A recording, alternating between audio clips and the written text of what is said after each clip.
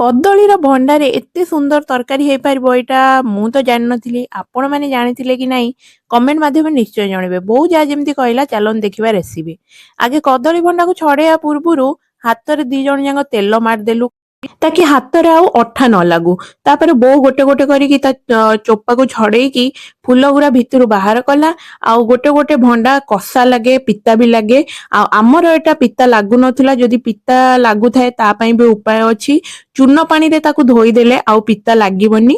ତ ସେଥିପାଇଁ ଏଠି ବୋଉ ଗୋଟେ ଗୋଟେ କରିକି ଫୁଲ ଛଡେଇଲା ପରେ ମୁଁ ଆକୁ ଗୋଟେ ଗୋଟେ ତା ଶିରା ବାହାର କରୁଥିଲି। ଏଇଭଳିଆ ଦେଖନ୍ତୁ ଗୋଟେ ଗୋଟେ ତା ଭିତରେ ନାଡି ଥାଏ, ତାକୁ ବାହାର କରିବାକୁ ପଡିବ, ନହେଲେ ଅଧିକ କଷା ଲାଗିବ ଭଣ୍ଡା ଟା ଆଉ ତରକାରୀ ଖାଇ ହେଇବନି। ଗୋଟି ଗୋଟି କରିକି ଆମେ ସବୁ ଯାକ ବାହାର କଲୁ। ତା ଭିତରୁ ଯୋଉ ଗୋଟେ ଗୋଟେ ଶିରା ଟାଇପ ର ଥିଲା ଏଗୁଡା ସବୁ ଦେଖନ୍ତୁ ବାହାର କରିଦେଇଛୁ। ତାପରେ ଆକୁ ଛୋଟ ଛୋଟ କରିକି କାଟିବାକୁ ପଡିବ ସବୁ ଯାକ। କାଟିଲେ ଯାଇକି ହିଁ ତାପର ଷ୍ଟେପ କରାଯିବ। ତ ମୁଁ ଆକୁ ସବୁ ଛୋଟ ଛୋଟ କରିକି କିଛିଟା ଧରିକି ମୁଁ କାଟିଦେଲି। ଆକୁ କାଟିବା ପାଇଁ ଟିକେ ଟାଇମ ଲାଗେ, କିନ୍ତୁ ଏକା ସାଙ୍ଗରେ ଚାରି ପାଞ୍ଚଟା ଧରିକି କାଟିଲେ ବହୁତ ଜଲ୍ଦି ହେଇଯିବ। ଏଠି ଦେଖନ୍ତୁ ମୁଁ ସବୁ ଯାକ କାଟି ଦେଇଛି। ତା ଦେହରେ ଟିକେ ପାଣି ମିଶେଇ ଦେବେ ତାକି ଟିକେ ଭେଦି ଯିବ। ତାପରେ ଏଠି ମୁଁ କଢେଇ ବସେଇ ଦେଇଛି। କଢେଇ ବସେଇକି ତାକୁ ଭଲସେ ଧୋଇ ଦେଇଥିବେ ଆଗରୁ। ଏଠି ମୁଁ ପାଣି ଦେଇ ଦେଇଛି କଢେଇରେ। ତାପରେ ଏଠି ତାକୁ ଛାଣିକି ପକେଇଦେବେ, ଧୋଇକି ଆଗୁଆ ରଖିଦେଇଥିବେ। ଯଦି କାହାର ପିତା ଲାଗୁଥାଏ ନା ତ ଏଇଠି ହିଁ ଚୂନ ଟିକେ ପକେଇ ପାରିବେ, ନହେଲେ ସିଝେଇ ସାରିଲା ପରେ ଆପଣ ଚୂନ ପାଣିରେ ଧୋଇ ପାରିବେ। ତ ଏଠି ସ୍ୱାଦ ଅନୁସାରେ ଟିକେ ଲୁଣ ପକେଇ ଦଉଛି, କାହିଁକି ନା ଅଲଣା ଲାଗିବ ପରେ। ଟିକେ ହଳଦୀ ପକେଇ ଦଉଛି। ତାପରେ ଆକୁ ଟିକେ କଣ କରିବେ ନା ଢାଙ୍କି ଦେବେ। କିଛି ସମୟ ପାଇଁ ଢାଙ୍କି ସାରିଲା ପରେ ଏଠି ମୁଁ ଯୋଗାଡ କରୁଛି ମସଲା। ତା ପାଇଁ ମୁଁ ନେଇଛି ଅଦା, ରସୁଣ, କାରଣ ଜିରା ଅଦା ମସଲା ହିଁ ଦିଆହବ। ଅଦା ରସୁଣ ନେଇକି ଟିକେ ପାଣି ଦେଇ ଦେଇକି ଏଠି ମୁଁ ପିଆଜ ଦିଟା ନେଇଛି। ପିଆଜକୁ କାଟିକି ରଖି ସାରିଲା ପରେ ଏଠି ଆଳୁକୁ ମୁଁ କାଟୁଛି, କାରଣ ଆଳୁ ପଡିକି ହବ। ଏମିତି ଛୋଟ ଛୋଟ ପିସ୍ କରିକି ଆଳୁ କାଟିଦେବେ।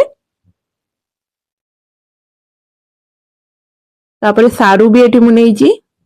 ସାରୁକୁ ବି ସେମିତି ଛୋଟ ଛୋଟ ପିସ୍ କରିକି କାଟିବାକୁ ପଡିବ।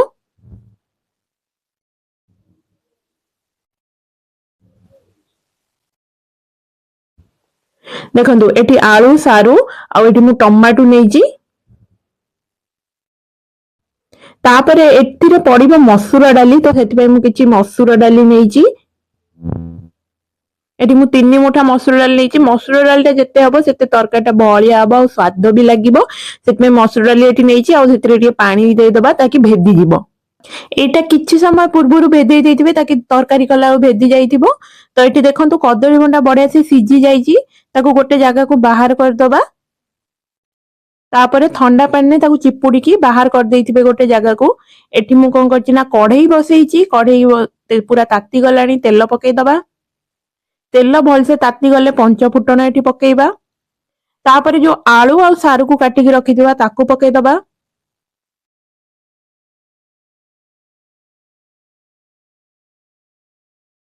ସବୁ ଯାକ ପକେଇ ସାରିଲା ପରେ ତାପରେ ଏଠି ଟିକେ ଘାଣ୍ଟି ଦବା।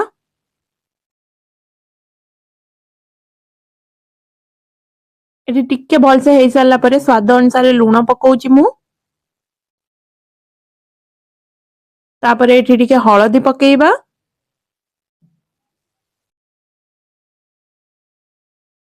ହଳଦୀ ଲୁଣକୁ ଭଲସେ ମିଶେଇ ଦବା। ତାପରେ ଏଠି କିଛି ସମୟ ଛାଡିଦବା ସିଝିବା ପାଇଁ। ଦେଖନ୍ତୁ ଏଠି ସାରୁ ଆଉ ଆଳୁ ଅଲମୋଷ୍ଟ ସିଝି ଗଲାଣି ଆଉ ଭଲସେ ପୋଡ ପୋଡ ବି ହେଇଗଲାଣି। ତାପରେ ଏଠି ଟିକେ ଲଙ୍କାଗୁଣ୍ଡ ପକେଇବା। ଲଙ୍କାଗୁଣ୍ଡ ପକେଇ ସାରିଲେ ତାକୁ ଘାଣ୍ଟି ଦବା ଭଲସେ। ତାପରେ ଯୋଉ ଅଦା ଆଉ ରସୁଣ ପିଆଜର ପେଷ୍ଟ ରଖିଥିବା ତାକୁ ପକେଇଦବା। ତାପରେ ଆଉ ଥରେ ଭଲସେ ଘାଣ୍ଟି ଦବା। ଅଦା ରସୁଣ ର ସ୍ମେଲ ଗଲା ଯାଏ ତାକୁ ଭଲସେ ଟିକେ କଷିବା। ତାପରେ ଏଠି ଟମାଟୋ କାଟିକି ରଖିଥିଲି ତାକୁ ପକେଇ ଦଉଛି। तापर टमाटो सिझिला जाए आउ अदा रसुण रो स्मेल टा गला जाए भलसे कषिबाकू पड़िबो हमकू। टमाटो एठी पूरा मेल्ट हो जाइए। तापर जो मसूर डाली की भिजेकी रखिथिले ताकू धोई देकी भलसे एठी पकई दबा। मसला रे मु एठी कसुची। आपण चाहिले तरकारी पानी दे सारा पर भी पकई पारिबे मसूर डाली की, कारण एटा डालीटा बहुत जल्दी खोली जाए मसूर डालीटा, सेतपे मु मसला रे भी कसी दउची। आपण माने मसला रे चाहिले भी कसी पारिबे। तापर एठी देखंतु मु भलसे धोई देकी चिपुड़ी के रखीची भंडा को, कदली भंडा को, ताकू पकई दबा एबे। कारण ताकू आपण चाहिले तेलर भी टिके सांकुली पारिबे, भाजी पारिबे, काहेकि ना तेलर भाजिले चलिबो, आपण एठी मसला रे भी पकई पारिबे। टिके खाली कसी हवा दरकार, सेतपे मु एठी मसला रे पकौची। भलसे कसी दबा कदली भंडा को ता सहित। तापर पानी दे दबा। आपनको जदि पूरा तरकारी दरकार से अनुसार पानी देबे, माखा माखा दरकार जदि कसा दरकार से अनुसार पानी देबे। तापर एठी ढांकी दबा किछि समय पई। तरकारीटा जेमती फुटिबो। तरकारी एठी बढ़िया से फुटी जाइछि। देखंतु मते जेतिकी झोल दरकार थिला मु से अनुसार पानी नेइछि। आउ टिके ढांकी दबा। तरकारी एठी ऑलमोस्ट हेई गलानी तरकारी। आउ देखंतु डाली गुड़ा भी मोर भलसे पूरा खोली जाइछि। तापर एठी धनिया पत्र किछि काटिकी रखिथिबे ताकू पकई देबे, तार स्मेल टा बहुत ही बढ़िया आसीबो तरकारी रे। एटा पूरा लास्ट रे धनिया पत्र मु पकौची, कारण तरकारी पूरा हेई गलानी एठी। रेडी हेई गला हमर कदली भंडा तरकारी। एमती करिवे थरे, बहुत ही टेस्टी लागिबो, कारण मो बोउर रेसिपी एटा।